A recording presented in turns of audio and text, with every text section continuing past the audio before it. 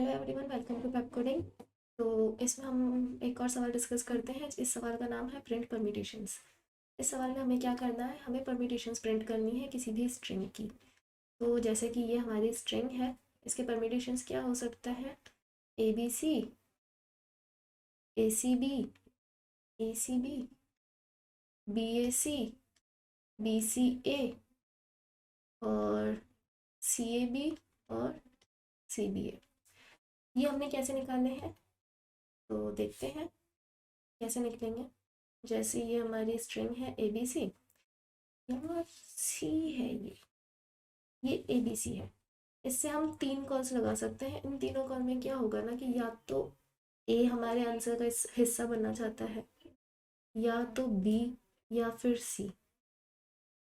तो अगर ए हमारे आंसर का हिस्सा बन रहा है तो हमारे पास में बचती है स्ट्रिंग बी सी, और यहाँ पे आता है हमारा आंसर ए। अगर बी हमारे आंसर का हिस्सा बन रहा है तो हमारे पास बचती है स्ट्रिंग ए सी, और ये आ गया हमारा आंसर में बी। अगर सी हमारे आंसर का हिस्सा बन रहा है तो हमारे पास में स्ट्रिंग बची ए बी, और यहाँ पे हमारे पास आंसर में आ गया सी। अब यहाँ से भी दो कॉल्स लग सकते हैं, या तो बी हमारे आंसर का हिस्सा बने या फिर सी हमारे आंसर का हिस्सा बने। अगर बी हमारे आंसर का हिस्सा बनता है तो हमारे पास में बचता है खाली सी, और हमारा आंसर हो जाएगा ए और फिर बी। ए पहले से था, उसमें बी भी ऐड हो गया।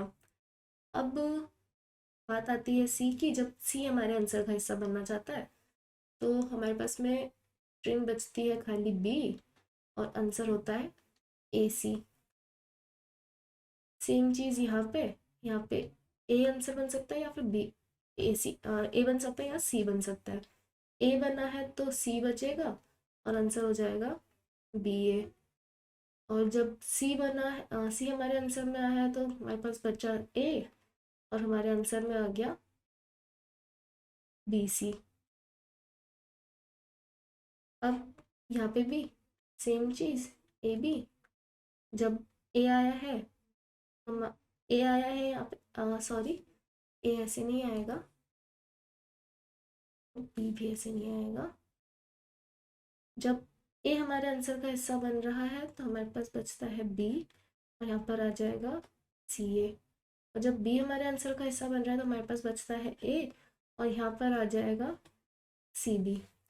अब यहाँ से सिंगल सिंगल कॉल लगेंगी इसमें सब में, क्योंकि सिंगल एलिमेंट बचा है तो सिंगल ही लगेगी कॉल। जब यहाँ पे ब्लैंक, और यहाँ पर हमारा आंसर आ गया ए बी सी, यहाँ पे ए सी बी, यहाँ पे B A C, B C ए, यहाँ पे सी ए बी और सी बी ए। तो ये जो हमारे सभी आंसर्स हैं, क्या ये मैच कर रहे हैं? A B C, A C B A C, B C A, C A B और सी बी ए, बिल्कुल मैच कर गए आंसर। तो हमें ये चीज़ निकालनी है। यहाँ पे हमने जो स्टेप्स फॉलो किए हैं, हमें वही स्टेप्स फॉलो करने हैं हमारे कोड में।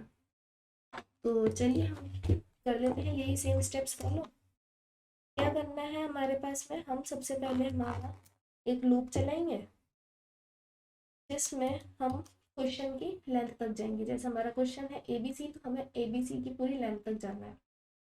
तो इन रेंज जीरो से स्टार्ट होगा हमारी क्वेश्चन की लेंथ तक। अब इसमें क्या होगा ना, हमें एक एक कैरेक्टर निकालना है। उस क्वेश्चन में से हर एक कैरेक्टर निकालना है। तो हमने ये क्वेश्चन में से कैरेक्टर निकाला आई,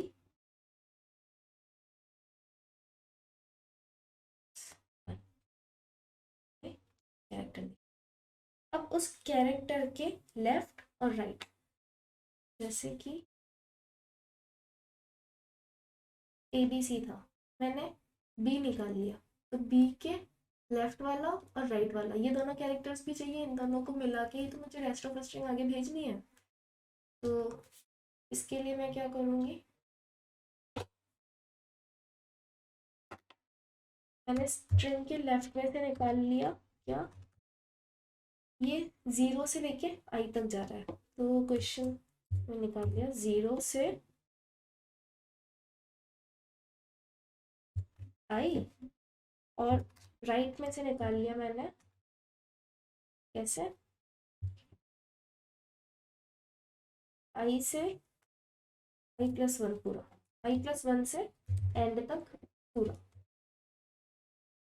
और उसके बाद में मेरे को रेस्ट ऑफ स्ट्रिंग चाहिए। रेस्ट ऑफ स्ट्रिंग मतलब हमने जो लेफ्ट से निकाला वो और जो हमने राइट से निकाला वो, हमें उन दोनों को जोड़ के रेस्ट ऑफ स्ट्रिंग बनानी है, क्योंकि जब हमने बी निकाल लिया हमारे आंसर के लिए, तो जो ए और सी है वो आगे जाएंगे, तो उन्हें आगे भी तो भेजना पड़ेगा। तो हमने रेस्ट ऑफ स्ट्रिंग जो है वो निकाल लिया कैसे, SL प्लस SR, क्योंकि जो लेफ्ट में बचे और जो राइट में बचे वही एलिमेंट्स हमारे आगे जाएंगे। और फिर हमने कॉल लगा दिया हमारे फंक्शन को, और इसको बोला कि भाई अपने क्वेश्चन में ले जाओ तो हमारी रेस्ट ऑफ स्ट्रिंग, और आंसर सो फार में हमारा कैरेक्टर ऐड कर। तो बस इतना सा करना था इसमें। एक बार हम रन करके देख लेते हैं क्या हमारा कोड रन हो रहा है। हाँ, रॉन्ग आंसर आ रहा है। अच्छा, अच्छा ठीक है, मैंने प्रिंट तो करवाया ही नहीं है आंसर। हाँ, हमारा बेस केस तो रह ही गया, हमने सिर्फ कॉल सी तो लगाई है। बेस केस जब आता है जब हमारा जो क्वेश्चन है वो खाली हो जाए, उसमें कुछ बचा ही नहीं। इफ जो हमारी लेंथ है क्वेश्चन की इक्वल टू हो जाए 0 के, तो प्रिंट कर दो आंसर सो फार और रिटर्न हो जाओ। बस हमारे आंसर की लेंथ हो गई 0, तो उसने आंसर सारे प्रिंट कर दिए, ABC, ACB, BAC, BCA, CAB और हाँ CBA। सारे आंसर दिख रहे हैं जो हमने निकाले थे, यही सेम आंसर्स निकाले थे हमने भी। तो आई होप आपको समझ में आया होगा हमने यहाँ पे क्या किया है। तो एक बार आप भी कोई और नई स्ट्रिंग लीजिए और इसको ड्राई रन करके चेक कीजिए। हमने जो बोला हमने वही लिखा, हमने कैरेक्टर निकाला, कैरेक्टर के लेफ्ट वाली स्ट्रिंग निकाली, कैरेक्टर के राइट वाली स्ट्रिंग निकाली, और ये मैंने क्या किया, कैरेक्टर के राइट वाली स्ट्रिंग निकाली, फिर उसके बाद में दोनों को ऐड करके रेस्ट ऑफ स्ट्रिंग निकाल लिया और रेस्ट ऑफ स्ट्रिंग उसमें पास कर दिया, आंसर में हमारे कैरेक्टर को ऐड करते गए। तो मिलते हैं फिर अगले सवाल में, तब तक के लिए टाटा बाय बाय, और प्रैक्टिस ज़रूर कीजिएगा। Thank you so much.